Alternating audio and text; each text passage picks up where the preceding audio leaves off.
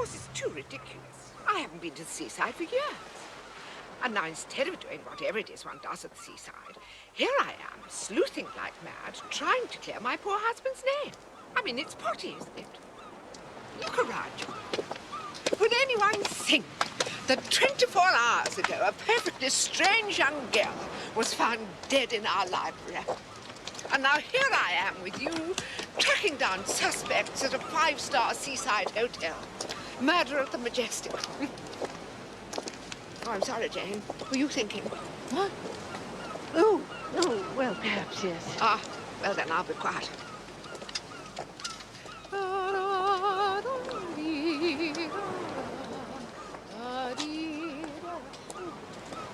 Jane, what is it?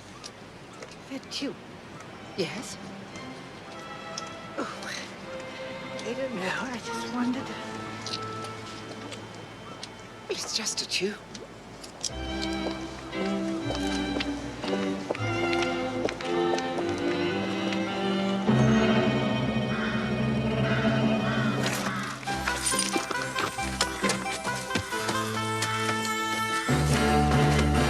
I suppose the key to it all was that 8 years of mourning were coming to an end. I've only just realized it. Thanks to you, Annie.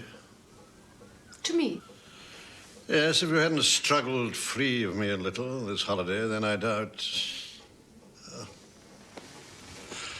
dear God. Poor little Ruby.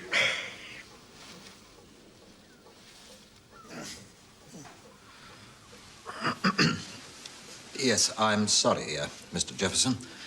We policemen can rarely leave a decent interval. Quite.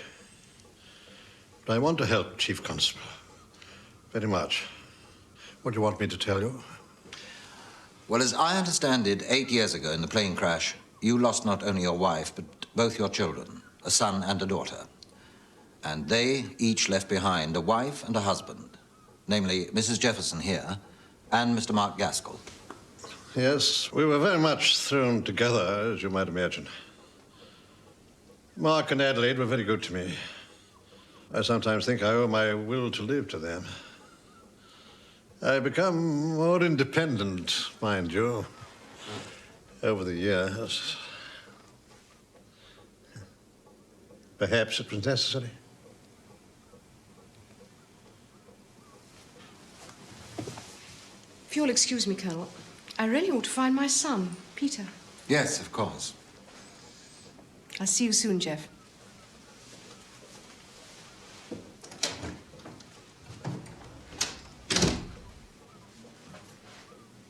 Mr. Jefferson, when you announced that you intended to adopt Ruby Keene as your daughter, what was the reaction of Mrs. Jefferson and Mark Gaskell? They weren't tremendously pleased, but they took it all right. And was that the reaction that you expected? It was, yes. I didn't expect them to like it.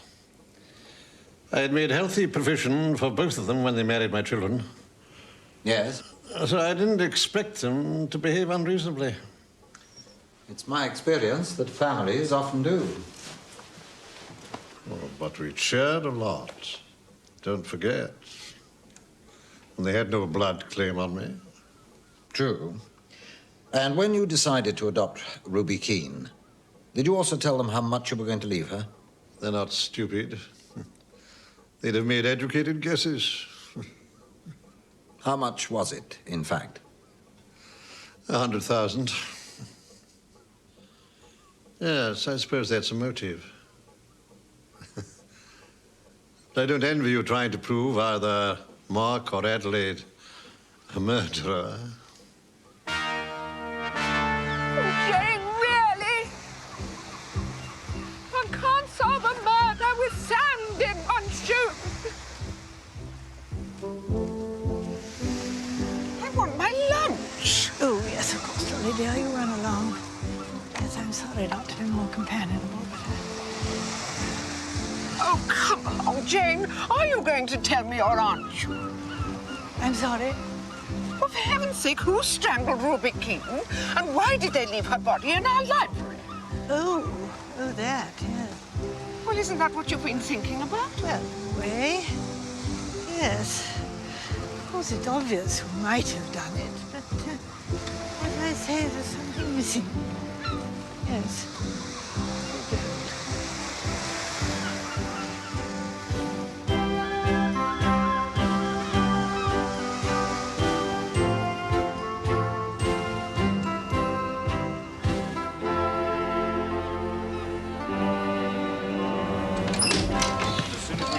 Direct line to HQ. Oh, and cars on standby 24 hours a Slack's day. table there. Backup tables here. Let's get on with it. Gotcha.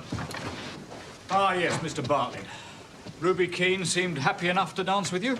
I hadn't thought of that, yeah. Well, sort of her job, really, isn't it? Yeah, I think she was quite, I danced quite decently, you know. You finished dancing when? Gosh, sorry. Couldn't say. No idea at all. Sorry. It's a thing time, isn't it? What did you do after you stopped dancing? Well, you know how it is. Thought I might get lucky, take some for a spin, you know. But then she pushed off. Who did? Ruby, after I last danced. Lake? Yawning like a monkey through most of it anyway. Then she said she had a headache. I say, was I the last one to see her? I mean, apart Where did she go? To her room, she said. What did you do? Do? Yeah, I see what you mean. Could have been anything, really. What was it, in fact? Drink, probably. Usually drink after waggling a leg. I think I wandered about and stowed about outside. Hate it when it's stuffy. Hate it. Of course, that's it. Must have. Because that's when I spotted it. What? Well, I didn't spot it because it wasn't there. Sorry. But I spotted it had gone. What had? The motor. Your car? Absolutely. Sorry, I reported it with the chaps down at the station at Thingamy Road. I say, you couldn't, could you? I mean, you seem to be a little more intelligent than those chaps down there. It's a Vauxhall coaster, red with... Sorry, Mr. Bartlett, that was a murder inquiry. Oh, yeah. Sorry. Go on. Yeah, forgot. Sorry.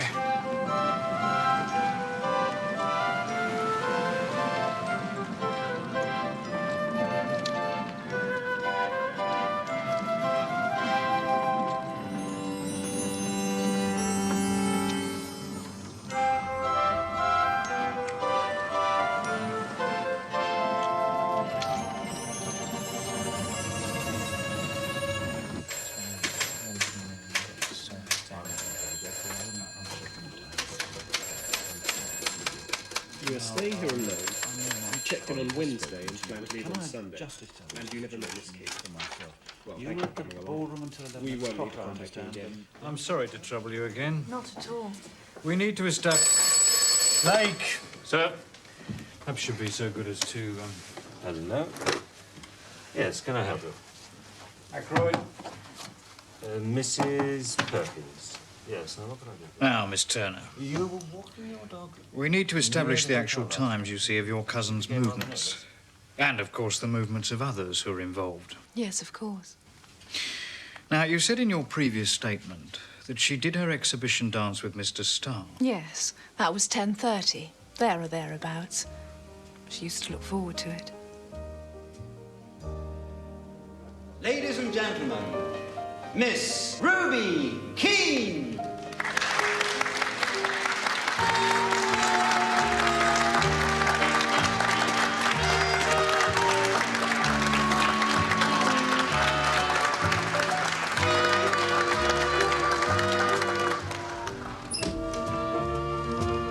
Where have you been, Mark? Sorry. Writing letters. Come on, Mark. Ruby's just starting to dance.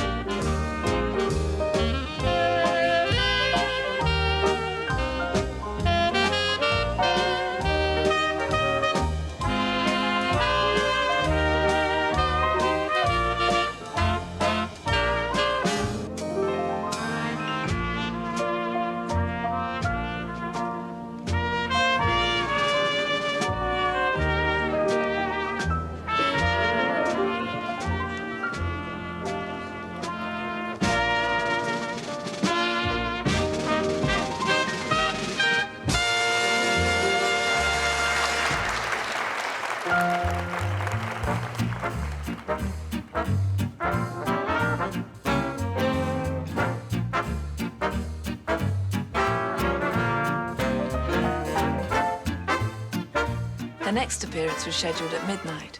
It was just after that that Ray came over to the table. He wasn't pleased.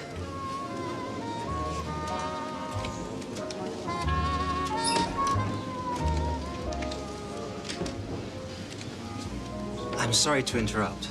Not at all, as long as you don't change around the cards. As long as you do. Josie, Ruby hasn't turned up. We were supposed to be on again 5 minutes ago. She was dancing with poor little Richport. George Bartlett hasn't seen her for half an hour. She isn't in her room. I wish she wouldn't do this sort of thing. Excuse me for a moment, will you? I am sorry.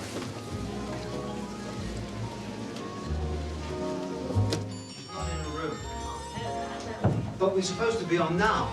Yes. But she's your responsibility. Where the hell is she? Bridget, have you seen Ruby? No, shouldn't she be with you? Listen, Ray, we'll have to do a toned-down version ourselves. Right, I'll buzz upstairs and change. You work out a routine with plenty of the slow spectacular. Not too much of the athletic flash. You'll probably put that ankle right back.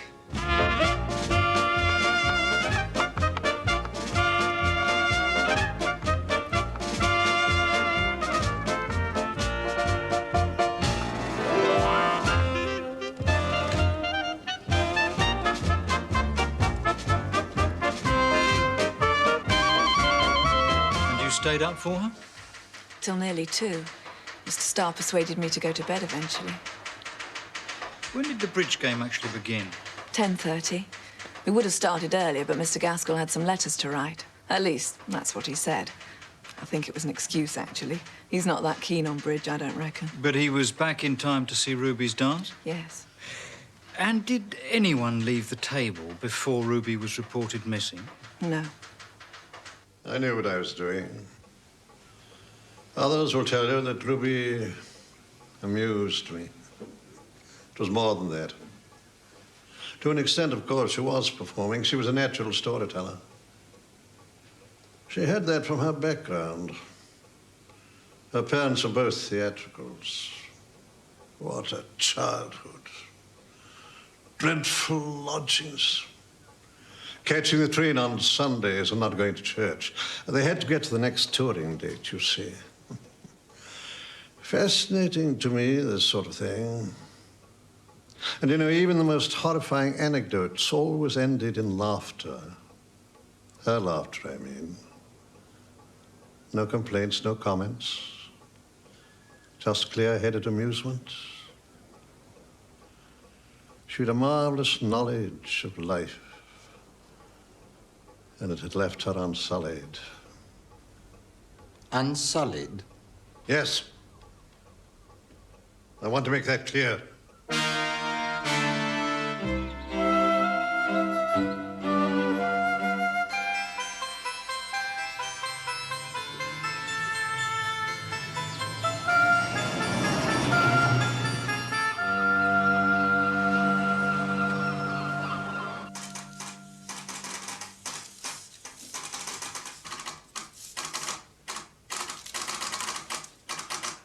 Then you must sell 100 Whitney Markham. Excuse me. Have you talked to Sir Henry yet? No, sir. Why the hell not? You're a bloody old woman, Edwards. I told you it was urgent. I haven't spoken to Sir Henry, sir, because he was not at home. I did, however, leave a message with his housekeeper who said she could contact him. I have no doubt that he will be here for lunch, as requested. And if you'll excuse me, sir, I shall now go and confirm the arrangements. Edwards! What? Bring me tomorrow.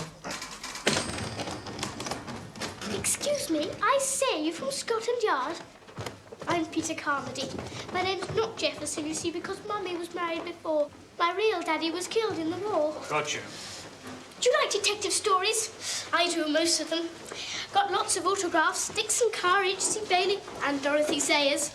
Will the murder be in the papers? Well? Because I'm going back to school next week, and I'll be able to tell the chaps that I knew her. I mean, really knew her well. You did you?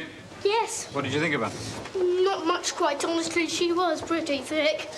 Mummy and Uncle Mark didn't like her much either. Only Grandfather. She was always butting in. They're glad she's dead. How do you know? Uncle Mark said it was one way out anyway, and Mummy said yes, but it was so horrible or something, and Uncle Mark said he didn't see the point in being hypocritical.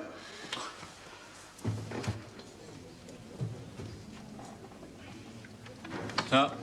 Thank you, Slack. Thought I should take a look at Ruby Keane's room for myself. Of course, sir. Your prerogative, sir. That was Mrs. Jefferson's boy, wasn't it? Mm-hmm. Did he have anything to say for himself? Oh, he thinks his mother probably did it, aided and abetted by his uncle. Does he now? Chambermaids only do the staff rooms once a week, so nothing was touched.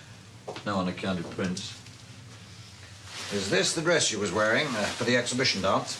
Yes, sir. As far as we can tell, she left George Bartlett at 11:30 and nobody saw her after that. So presumably she came up here, changed out of this into the white dress she was wearing when she was found. Yes, sir. Who occupies the other rooms on this floor? Only Josie Turner opposite. The other rooms are empty. The extra summer staff used them later. So there was no one to see her.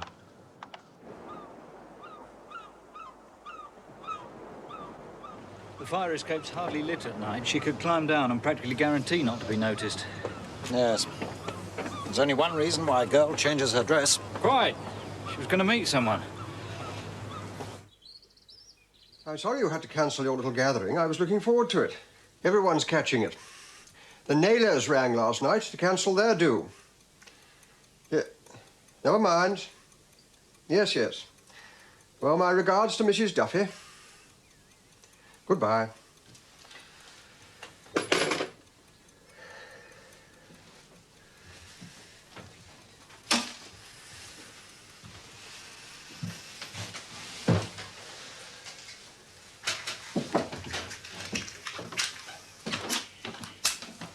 Come on, Malcolm. Come on. You said you wanted to see the girl. You can't back out now. You've got to tell. Now, come on.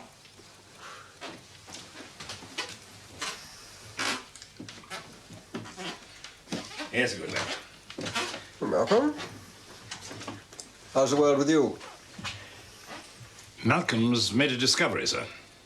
Oh, yes? Fat body. What? Found a body.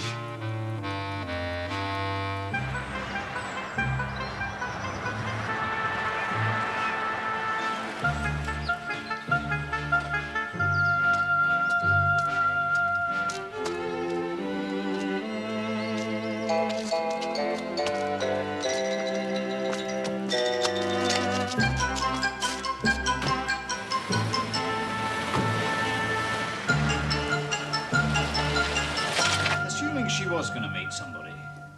Now, suppose it was a boyfriend and he was a bit of a hard case. Exactly the sort of person she'd want to keep dark so as not to foul up her chances with Jefferson. It's hardly surprising nobody knew about him. Now,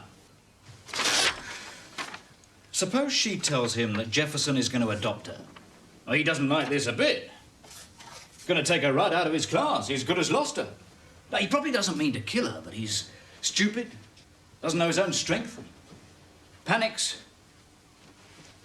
wrings her neck, drives around a bit, hardly knows where he is. Passes Gossington Hall. Big house, easy to break into. Dumps her there to divert attention and clears off to London.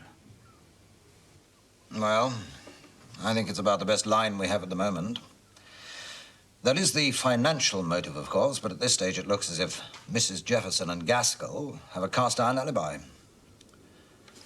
Well, I must be off.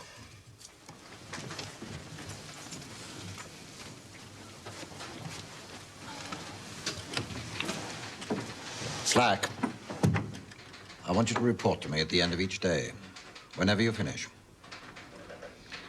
The Bantrys are neighbors of mine.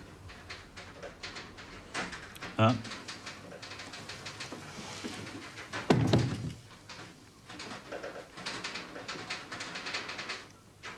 Late! Tell Prescott, that's the manager, that I want to speak to that flash piece of goods who teaches tennis. What's his name? Starr. Bridget, pop down to the tennis courts and ask Mr. Starr to come up. He should be finished by now. There. I'll send Mr. Starr along to the room that we've given you. Thank you, sir.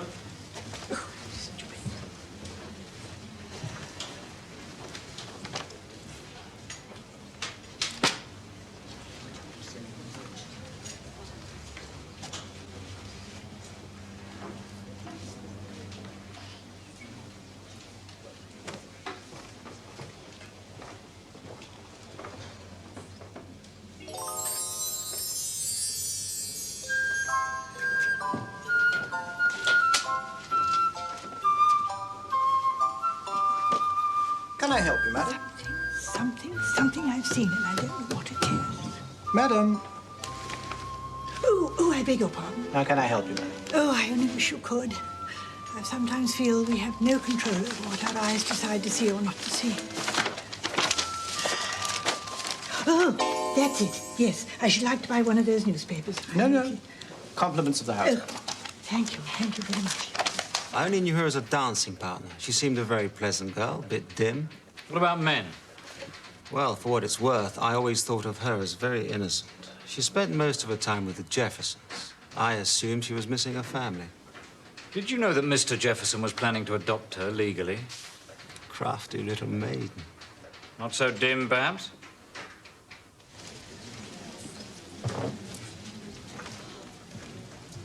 Good morning. My name's Clithering. Would you telephone Mr. Jefferson's room? He is expecting me. Yes, indeed. Sir Henry Clithering. I'll phone his suite now, sir. Thank you. Sir Henry Clithering is downstairs. Thank you. Mr. Jefferson's suite is on the first floor, sir. His man will meet you at the stairs. Thank you.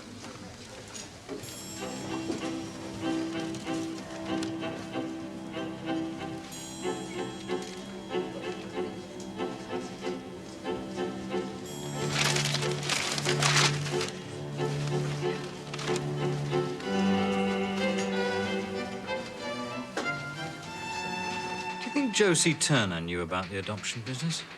I don't know. She usually knew what was in the wind. She's got her head on a Josie. Matter of fact, seems to me more likely that Josie planned it all than little Ruby sized it up for herself. Why do you think that? Josie was as cross as I was when Ruby didn't turn up for the exhibition dance. I wondered why at the time. It'd make sense if Josie had told her to keep her nose clean, wouldn't it? If you could give me just one moment, please, madam. Excuse me, sir. There's a lady outside. I'm busy, Lake. Now, the exhibition dance was about... What's the matter with you? She won't go away, sir. Who is it? I don't know, sir. A Miss Marple. Let her in. This way, please, Yes. madam. I'm so sorry to interrupt you, Inspector. It's just that it's so important. I thought you ought to know. It's this missing schoolgirl in the newspaper. Yes, madam. What about her? She's... Well, I don't know what she is, but I know that it's important. Well, I'm afraid I'm not putting this very well, but... Oh, why do I keep thinking of Mozart? And the girl. Why do I keep thinking it's too late?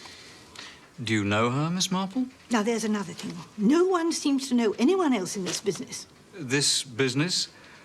Are you suggesting that the missing schoolgirl is in some way connected with the death of Ruby Keene? Of course. How? Well, I don't know how. But what is being done about this missing schoolgirl? It's not my department, I'm afraid. That would be local. I'm county. If you're really concerned, Miss Marple, I should have a word with the duty staff at Danemouth. That would be the Harold Road station. Do you know it? Oh, dear, oh, dear. Well, it's probably too late, anyway.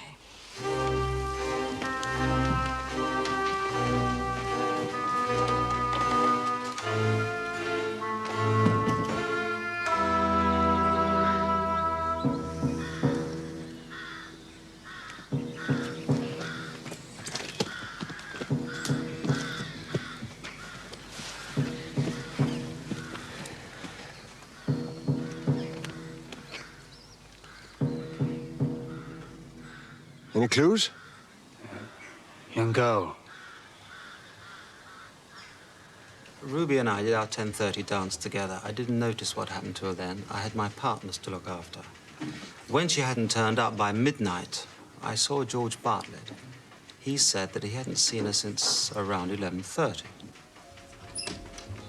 So I went to look for Josie. Sorry to interrupt. Josie, Ruby hasn't turned up.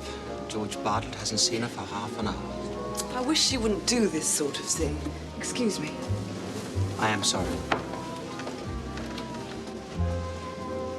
Damn little fool. She can't do this sort of thing. It'll ruin all her chances. She's not with that film bloke, is she? She's changed. She must be with someone, little idiot. How I'm going to square this with the Jeffersons, God knows. The Jeffersons? Never mind. Come on.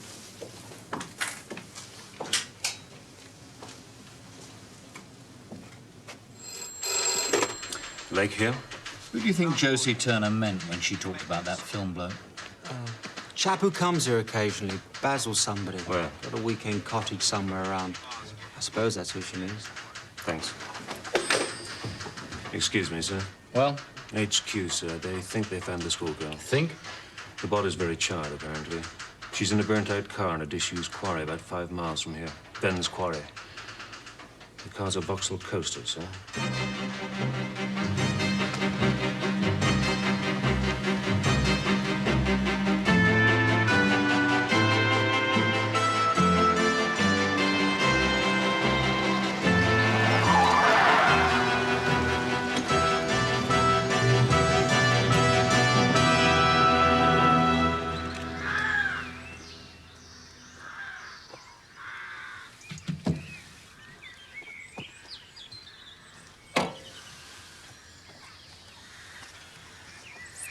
Where do the parents live?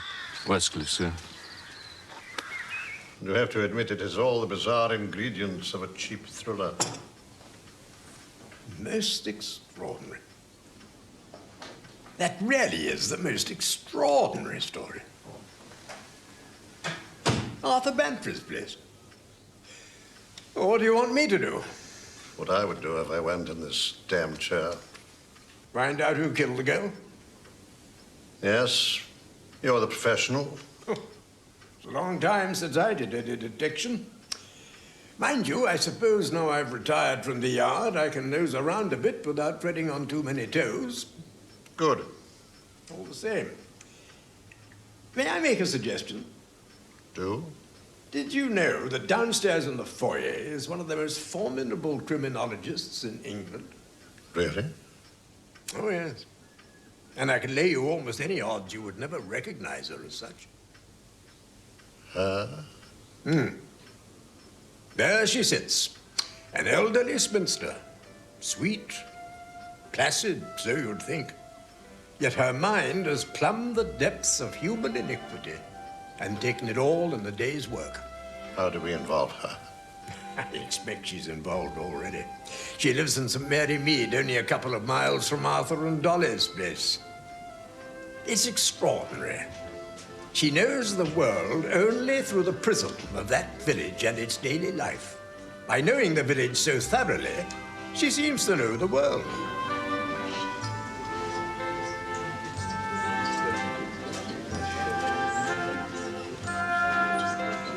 Miss Marple. Oh, Sir Henry. Oh, what luck. What a great pleasure. Oh, how kind of you to say so. Are you staying here? Yes, as a matter of fact. Poor Dolly Bantry and I are sharing a suite. I thought you might be involved. Have you found any village parallel yet? Well, not really, no. You don't sound sure. Well, I was trying to account for Mr. Jefferson's infatuation with the poor child that was murdered, I must admit.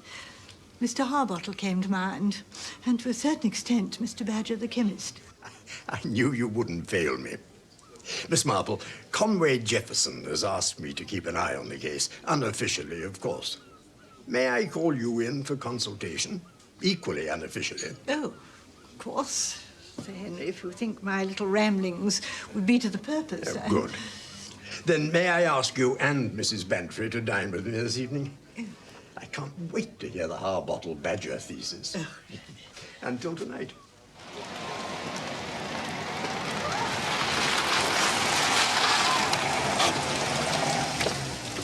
What was her name again? Reeve, Major Reeve. The girl was called Pamela. Pamela Reeve. Reeve.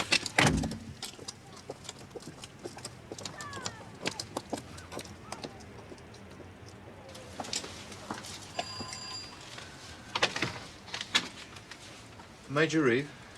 Yes. May we come in, sir? Oh, God. Oh, my God. Campbell? Come in.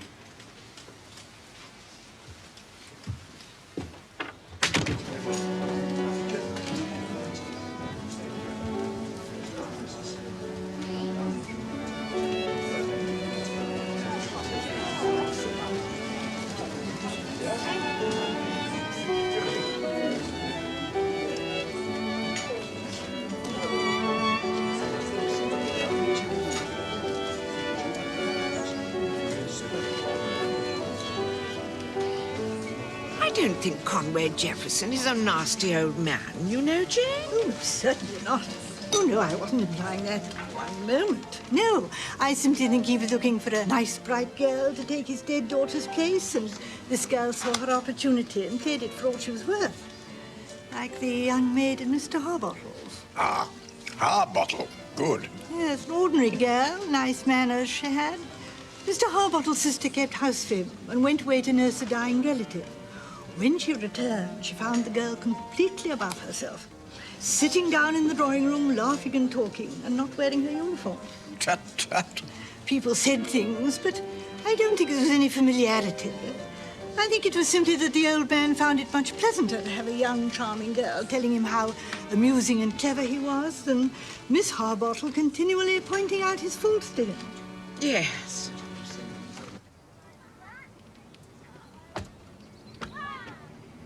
So you think it was foul play? Yes, sir. We think she was dead before she was placed in the car and that somebody tried to destroy the evidence. We found containers for several gallons of fuel. I see. You don't think she was... We think she was killed because she was an unwitting witness to another crime. We don't believe the motive was personal in any way. You mean sexual? Yes, sir. Another girl has been killed, and we think Pamela may have stumbled across something that made her too dangerous for the murderer. Do you think you feel up to answering some questions now, sir? We want to catch this person, and we need all the help we can get. Of course. Now, according to your first statement, when you reported her missing at Harold Road, Pamela left Westcliff to attend a guides rally in Danemouth, and you expected her home for supper? Yes. She was supposed to come home by bus? The local station questioned some of her friends, and they all agreed that Pamela said she was going down to Woolworths and would catch the bus later from the depot. Is that the sort of thing she often did? And she had no other plans? Not so far as I know. She hadn't got a real boyfriend, anything like that. Like playing games. She was a sporting...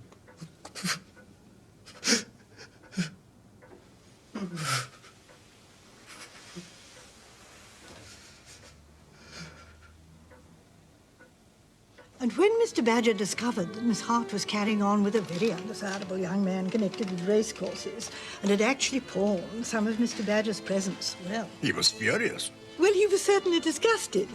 I'm not sure that Mr. Badger was capable of anything so forthright as fury.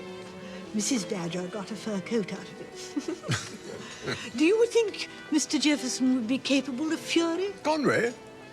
Oh, yes. He has drive. I'm sure he's capable of great anger. What do you think, Dolly? Yes, I do. Why do you ask, Jane? Miss Marple, you don't think... Conway, you don't really think that. Oh, no, no. No, I don't think it, Sir Henry. No. But this is a very muddy business. And I merely say that your friend Conway Jefferson is a rich, powerful, and ingenious man whom I suspect would hate to be made a fool of. That's all. Miss Marple, Miss Marple, why were you never called to the bar? What a wonderful prosecuting counsel you'd have made. She would. She's wonderful. Oh, no, I wouldn't have liked it at all. All that flummery and pretense. Far too theatrical. Oh, dear me, no, no. I wouldn't have been good at all, no. I want everything you can find on Bartlett. I can't believe anyone can be that balmy. And I want confirmation that this film bloke the Turner woman was talking about is in fact Basil Blake. And if it is, then I want as much as possible about his visits to Danemouth. Check him out with the film studio, as usual drill. Ah! Forensic prelim. Good.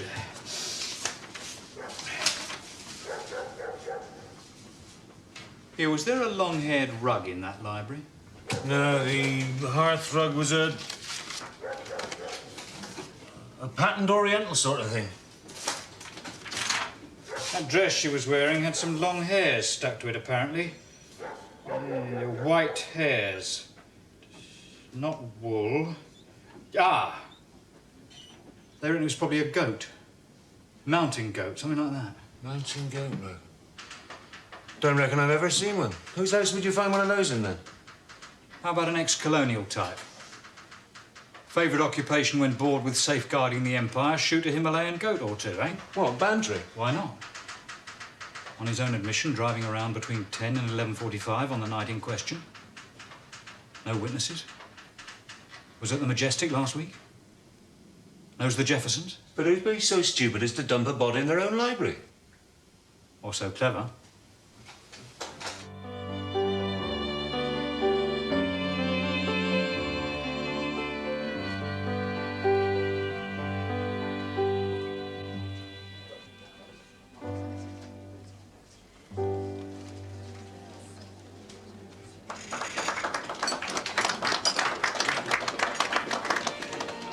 Oh, I certainly think that if Ruby had had a young man, she would have been careful to keep very quiet about it. And the young man might have resented it. Yes, that's plausible. You know, it struck me when her cousin, Miss Turner, was at Gossington yesterday that she looked angry with the dead girl. Of course, it may be that she was hoping to do well out of this business of her adoption. Now, to get back to Conway, what do you suppose sparked off this infatuation with the girl? Oh, that's easy. From what I can gather, the bond between him and his young in-laws was not so much respect and love as sorrow. Mr. Gaskell and Mrs. Jefferson are both young. They're beginning to feel less sorrowful, that's all. They're beginning to look at the world again. And you know, gentlemen can so easily feel neglected. Yes. Yes, I think if you'll excuse me, I'll just telephone to Arthur. I know that you two have lots to natter about. Jane, let's breakfast together. Oh, Dolly dear, yes, indeed, of course. Good night, Sir Henry. Good night.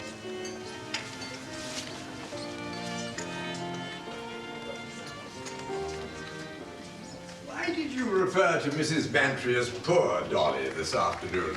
Well, Sir Henry, it seems to me that this may well be the sort of crime that never does get resolved, like the Brighton trunk murders. That would be disaster for the Bantrys. People would think there's no smoke without fire. Some will even say it, too. They'll be quietly shunned. Colonel Bantry is very sensitive. He'll turn in and in upon himself. He's probably started already. I think this could quite literally kill them. So you see, Sir Henry, we have got to find out the truth. It's such an open case, though, isn't it? It's 15 miles to Gossington. Now, Ruby Keene was last seen here at 11:30. By midnight, or earlier, she was dead. Almost any type of car could have made the journey in that time, if it was midnight. But why anyone should kill her here and take her body to Gossington, or take her to Gossington and kill her there, beats me. Well, of course it does, because it didn't happen. What, do you think it was an unpremeditated killing?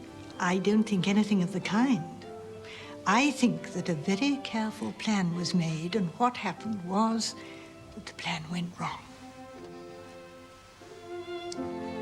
Oh.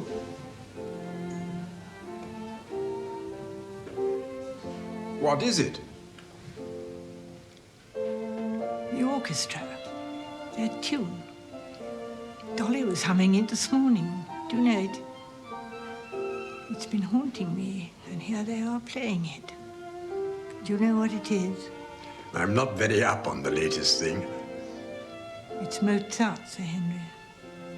Now, why do I keep thinking of it? It's jolly nice. It's a mystery. But then we all are, aren't we? Even to ourselves. Especially to ourselves.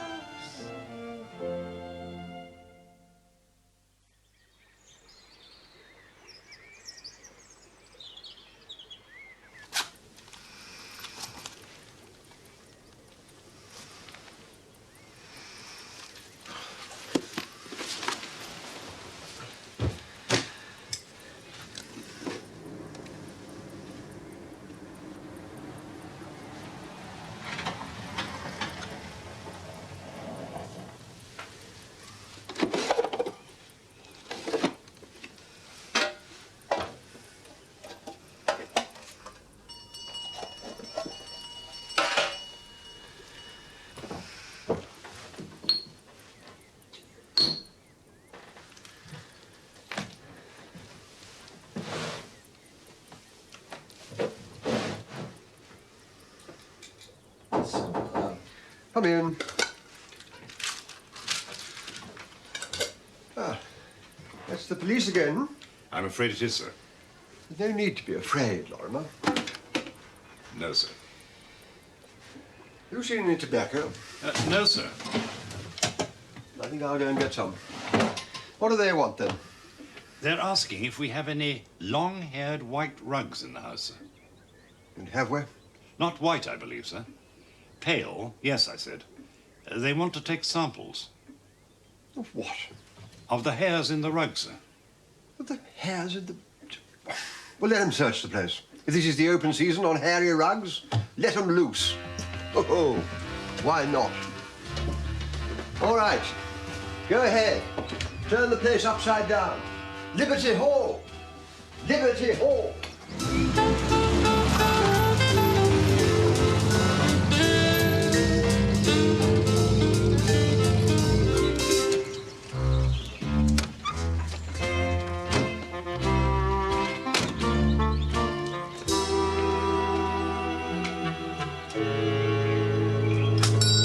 Thank you, Mr. Brogan.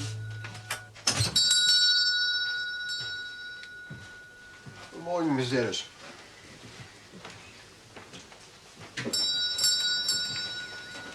Morning to you, Mr. Brogan. Morning, Colonel. What can I get you? I think I'll take a 2-ounce tin of my usual, please. Certainly, sir.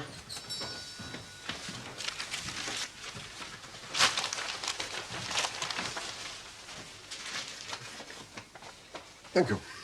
Put it down, will you? Oh, yes. Something wrong?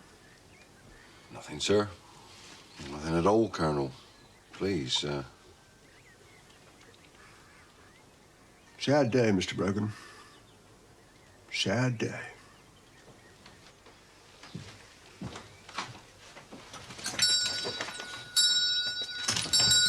You were going to refuse him tick, weren't you? Just because some madman dumps a body in his house, suddenly he's untouchable. My God, this place. Give me Babylon any day.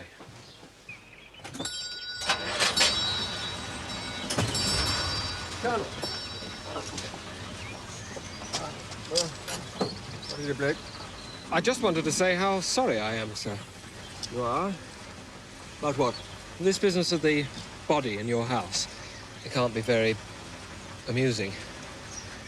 I must say you've got a damn funny way of putting things sometimes, Blake. Well, quite. It must be awful. Something so inexplicable. It's inexplicable. Quite. I just hope it isn't, Look, I think I'll be on my way. If there's anything I can do... Look, Blake, you and I have never got on very well together in the past, have we? Thanks for the offer and all that. But I can't see that situation changing. Can you? Good day to you.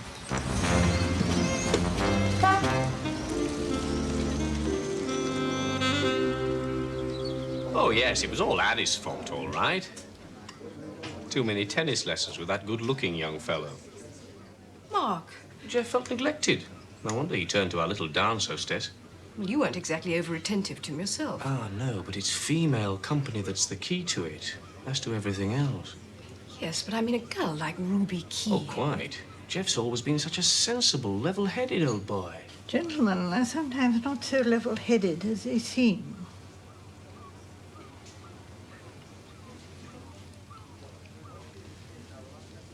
Oh, well, How is Conway today? I thought he looked well enough yesterday, but I hear he's been ill. Yes, he's all right. Tell me, Ruby Keene, what was she really like? Oh, Lord. Well, I don't see why we shouldn't talk about her. She was a common garden gold digger. Oh, Mark. And she knew her stuff. We never spotted her. Luckily for her, I'd have wrung her neck. Mark, for heaven's sake. It's just a figure of speech, Addie. We were mugs not to have tumbled her, Sir Henry, and I was angry, that's all. Well, I'm sure Addie and I are both under heavy suspicion. Jeff was proposing to settle an absolute fortune on the half-baked little sourpuss, which we have to assume would have been our loss. Well. What an unscrupulous person you are, Addie.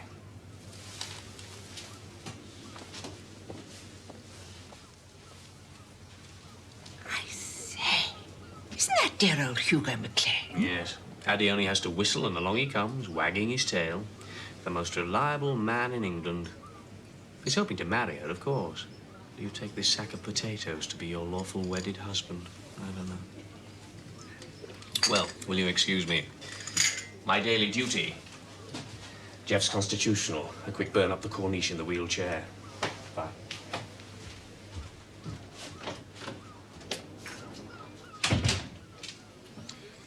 Well, what do you think of the principal beneficiaries of the murder? Well, I think Mrs. Jefferson should marry again. She's a likable woman. She'd make a good companion. No wonder Mr. Jefferson missed her. And Mark Gaskell? Oh, he's a downy fellow. Village parallel, please.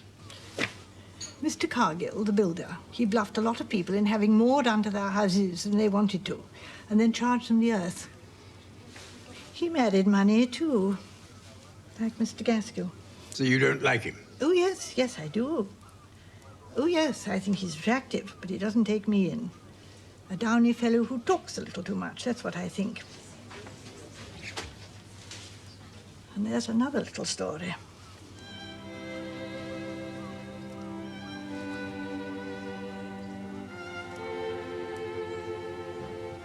Do you mean? Are you suggesting that that star fellow is entertaining ideas of marrying Mrs. Jefferson? Because if so... Well, Dolly, we're told that Hugo McLean is. And anyone who marries Adelaide Jefferson would not want to see her disinherited. Quite. Yes. So you're still trying to tell me that where there's a motive, there's no opportunity, and where there's opportunity, there's no motive. Who stands to gain, sir? Mrs. Jefferson and Mr. Gaskell. Both playing bridge from Ruby Keane's exhibition dance until, well, after midnight. Scores of witnesses. Rock-solid alibis. Same with Starr. What about Blake? He was at a studio party until the small hours. He knew Ruby Keane, we think, but there's no discernible motive. Bartlett? Well, he had the opportunity, true. And he can't account for his movements for the time when she was killed. And the Reeve girl was in his car, but everything else is against him. There's no motive in either case. Amiable sort. Completely dim. Oh, we're following him up, but it's 1,000 to 1, that.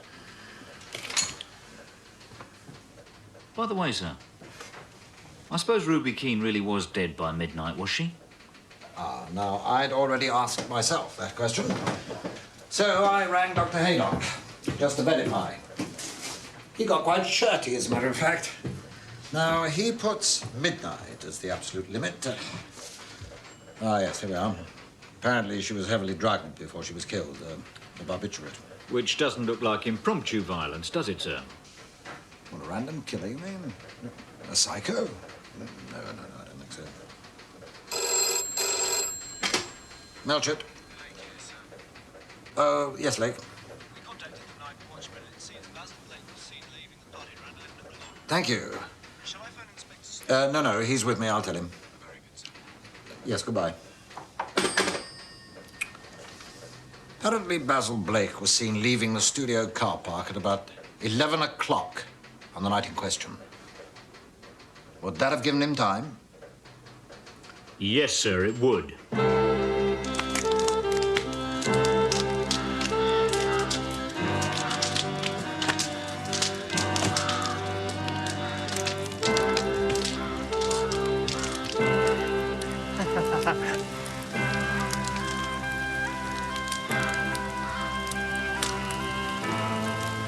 What do you be doing? What does it look like?